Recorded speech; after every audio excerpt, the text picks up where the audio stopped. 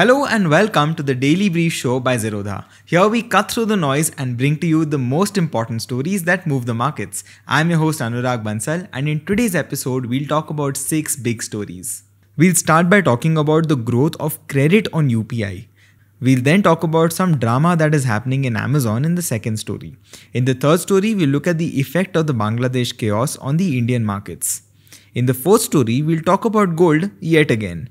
In the fifth story, we'll understand the new rules regarding indexation after the budget announcement.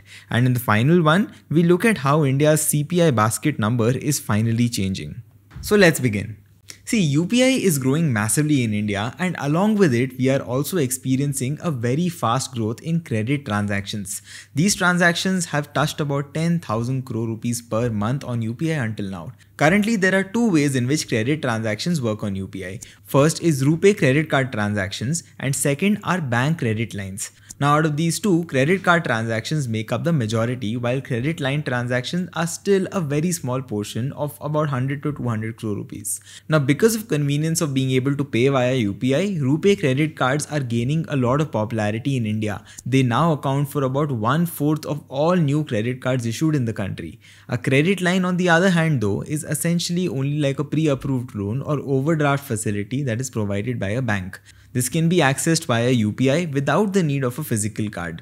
Now, both credit cards and credit lines offer very similar benefits to users, which is a free credit period of 30 to 45 days before any interest is charged on the borrowed amount.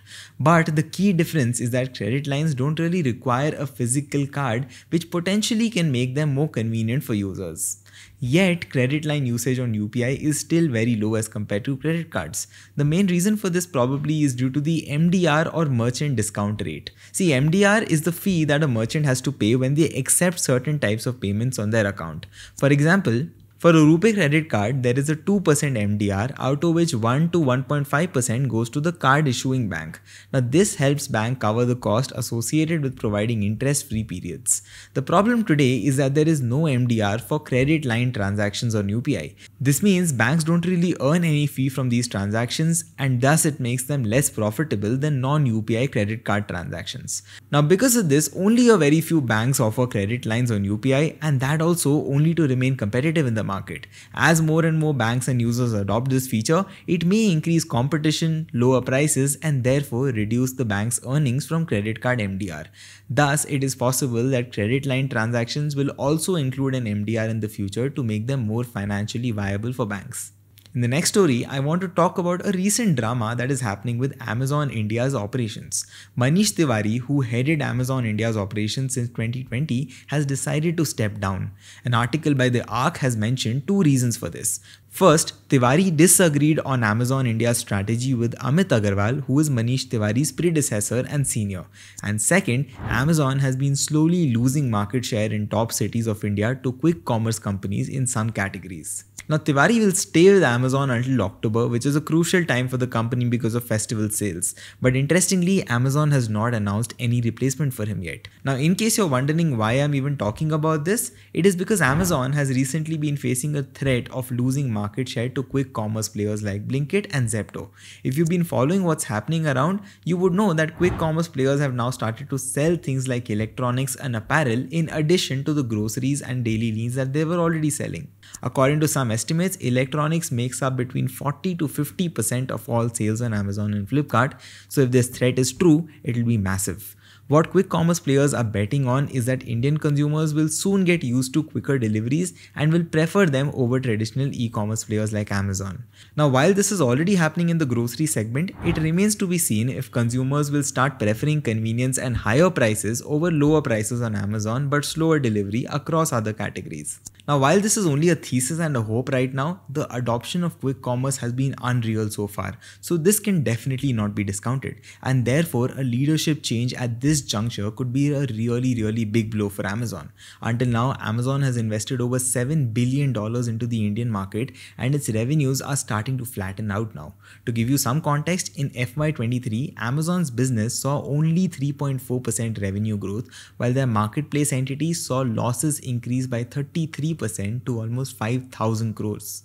But this is not just about the numbers. Amazon is currently fighting intense competition in both urban and rural parts of India. In urban areas, quick commerce companies like Blinkit, Swiggy, Instamart, and Zepto are squeezing Amazon with super fast delivery promises. Meanwhile, in smaller towns, Flipkart and Meesho have established much stronger footholds. Meesho especially has seen some phenomenal growth in the last few months. In fact, it also recently surpassed Amazon in terms of monthly active users on its mobile app. This means more Indians are spending time on Meesho's mobile app than on Amazon. Now, according to Money Control, a top seller on Amazon recently said, and I quote, "Amazon India's hunger to do business is nothing like it used to be earlier. The company has become extremely bureaucratic and it no longer enjoys the edge it once had." But on a positive note, things aren't so bad for Amazon on all fronts. With e-commerce getting harder by the day, they are now looking to shift their focus towards their cash-generating cloud computing business, AWS. This is also visible from the numbers. AWS India's revenue grew by 43% in FY23 and crossed 12,000 crore rupees. For your context, AWS is the world's largest cloud computing company with over 30% market share, and Amazon globally makes close to $100 billion in revenue through it every single year. But all said and done, Amazon is still very bullish about being able to capture India. Their plan is to invest an additional $15 billion into the country by 2030. Out of this, a massive $12.7 billion is dedicated to AWS alone. In fact, if the media is to be believed, Amazon is also eyeing to buy out Swiggy's Instamart business in order to make their entry into the red-hot quick commerce segment. But as things stand right now, it looks like in the times of crisis, Amazon is returning to its cash-generating machine AWS until they figure out how to navigate this mess. This space has definitely gotten a lot of excitement brewing around it. These business wars are likely to continue for a while now, and I'll be sure to cover more about this story as and more I have more details. Moving on to the next story, let's talk about what the Bangladesh chaos means for Indian investors. See, up until a few weeks ago, some people used to compare India's per capita GDP with that of Bangladesh. That is because the per capita GDP of Bangladesh is higher than that of India. It was routinely called an economic miracle, but now the country is in bad turmoil. There were massive protests and the Prime Minister Sheikh Hasina had to resign and escape to India. One big underlying reason for these massive protests was the quota system that students thought were unfair. And these led to massive protests across the entire country. Now, why does whatever is happening in Bangladesh matter to you as an Indian investor?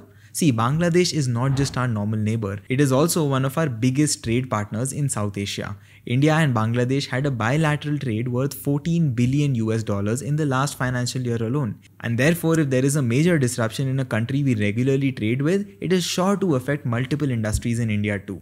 I'll tell you how deep India and Bangladesh's ties go. See, first, we have a cross-border pipeline supplying fuel to Bangladesh. Second, Indian companies ONGC Videsh and Oil India are involved in oil exploration in Bangladesh.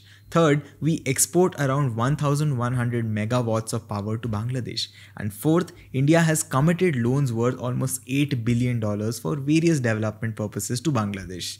Now, with the current crisis, things might get really messy, and we are already seeing some signs. Perishable food exports like onions are taking a bad hit. Trains and flights are also being cancelled.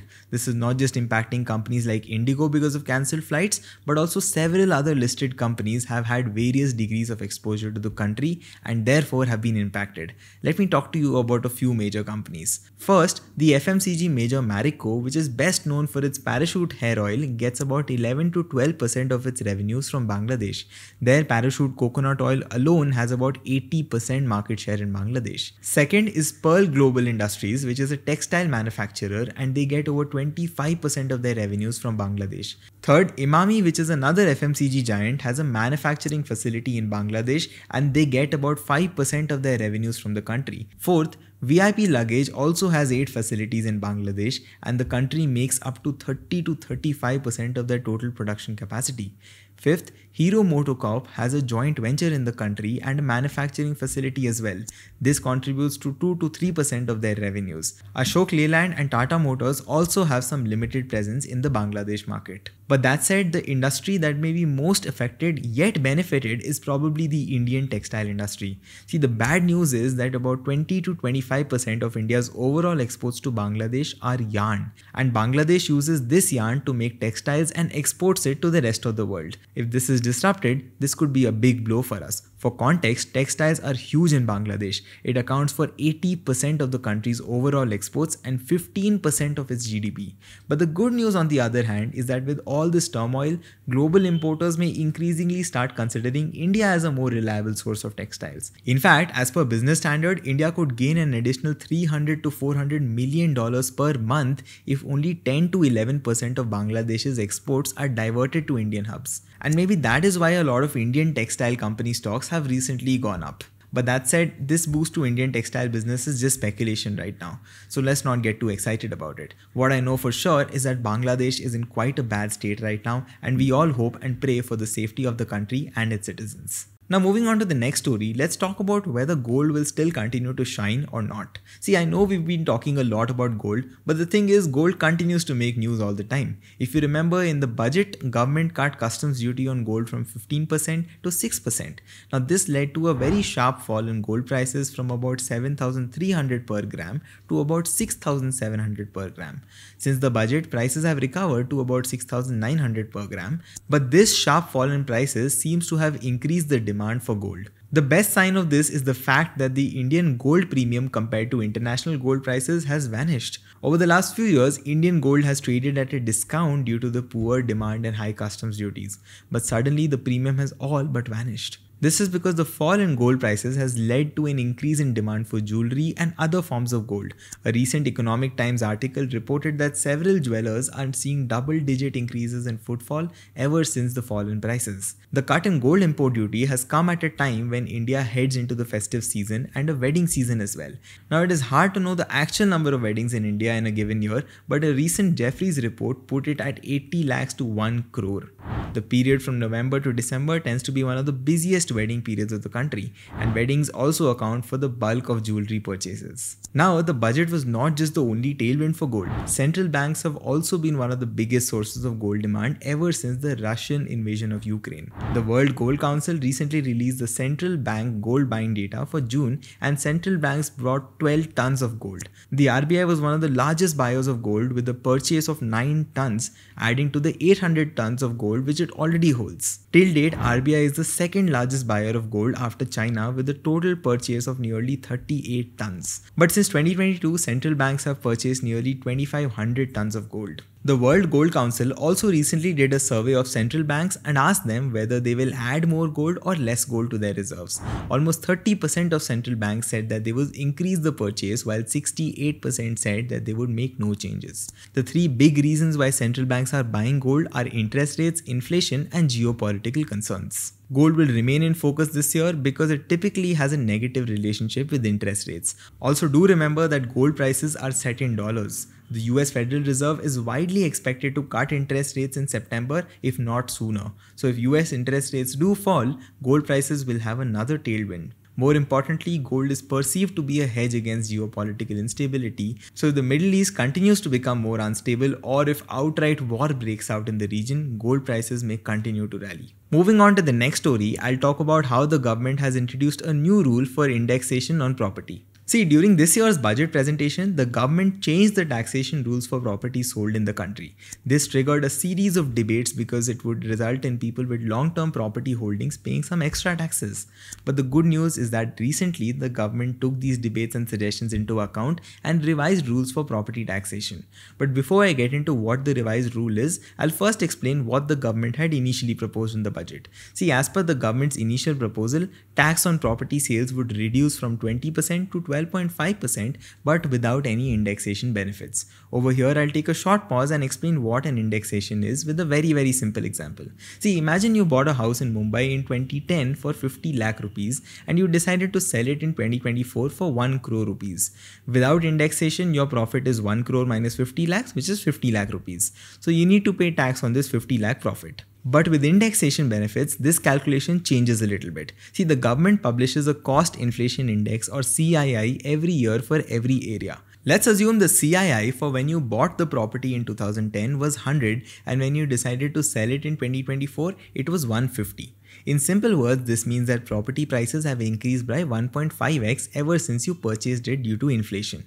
Therefore, if indexation is applied, your buying cost for the purpose of tax is not considered to be 50 lakhs, but 50 lakhs into 1.5, which in this case is 75 lakhs. Therefore, if you sell the property for 1 crore rupees in 2024, you theoretically make only a profit of 25 lakhs and not 50 lakhs because of inflation adjusted values. Now, as per taxation rules before the budget announcement, your tax here would be 20% of the 25 lakh profit, which is 5 lakhs. But in the latest budget, the government proposed to remove the indexation benefit altogether while reducing tax rates from 20% to 12.5%. Now, going back to our example, this means that you would now pay 12.5% tax on your overall 50 lakh profit, which is 6.25 lakhs. Now, the largest concern people had here is that higher effective tax in some cases would promote more unofficial transactions in the real estate market. This would reduce the government's tax revenues in the long run and be net harmful to the economy. Therefore, the government recently revised this proposal. As per revised rules, property owners now have a choice between a 20% tax with indexation benefit and a 12.5% tax without an indexation benefit. However, this choice will be only available for properties bought before July 23, 2024. So, depending on when you purchase your property, you now have a choice between two tax regimes depending on whatever is more beneficial to you. Now, moving on to the last and final story of the day, the Ministry of Statistics for India is considering revising India's CPI or Consumer Price Index basket.